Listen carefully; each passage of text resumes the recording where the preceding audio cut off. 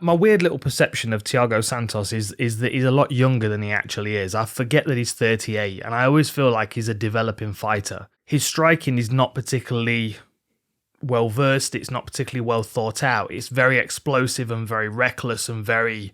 I mean, he has certain things that he gravitates towards. When he's in his orthodox stance, he likes to wade in with power punches. We know he's got hands on him. We know he can hurt people. He can be quite timid though, and this is where I see him. He's going to struggle against Jamahal Hill, because Hill is of course in a very confident position right now in his career. He's knocking a lot of people out in the first round. He's going to look and seem a lot bigger than Thiago Santos. This is another thing as well, is my perception of Thiago is that he's very big, but then my perception of him being big was when he was a middleweight compared to the other guys in the middleweight division. But since he's moved up to light heavyweight, I mean, he's 6'2", 76-inch reach.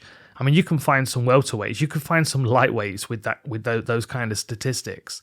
Jamahal Hill, with the 2 inches in height and the 3 inches in reach, and the way that he fights, very kind of upright and reaching with his hands, very confident, he's going to look a lot bigger. And I can see Santos falling into the same trap that we've seen in a couple of his other fights, like Ankalaev, where he's backed up against the fence and he's kind of waiting for the right opportunity to attack. One time I was really impressed with Thiago was when he fought Jan Blachowicz, because my expectation for that fight was that he was going to become impatient and he was going to run forward and Jan was going to counter strike and keep catching him. But it actually worked the other way, where they spent 10 minutes kind of trying to wait one another out, and then it was Jan that went crashing forward and Santos knocked him out with a counter punch. So if at any point Jamahal Hill starts to get overly aggressive and starts to charge forward, I think the instinctive reaction of Thiago Santos to counter back, to fire back, is a real danger for him. But I also think the fact that he's kind of waiting on the back foot, waiting for someone to step forward to counter strike, also makes him susceptible to feints. And the way that Jamahal Hill fights is like, we see some fighters take a very kind of explosive, fast cover distance, fast combination, in and out of range, and they're very kind of difficult to pin down, very difficult to reach. There are other fighters that are very reachable, but because the pace they set, people don't seem to be able to get a breath. Like the Diaz kind of style, where they're right in front of you and they are just bang, bang, bang. And not every shot's a power shot, but they just keep you reeling. Like Jamahal Hill's got that ability. There's not any kind of real build-up on his shots, but their placement and their timing, their frequency is a real problem for Santos.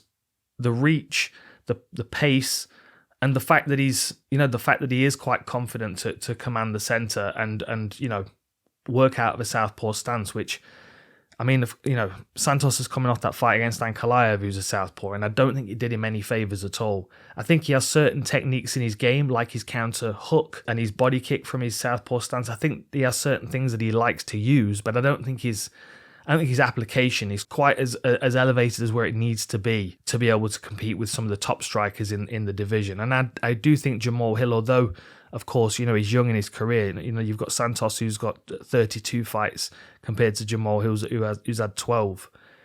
There's a big age difference here as well. Santos being 38 and Hill being 31. There's still a lot of space for Jamahal Hill to develop. Whereas I feel like we've seen the best of Santos. We might have seen the best of him before his knees got decimated against John Jones. That might have been the point where his explosiveness was impacted to the point where now he's not as effective.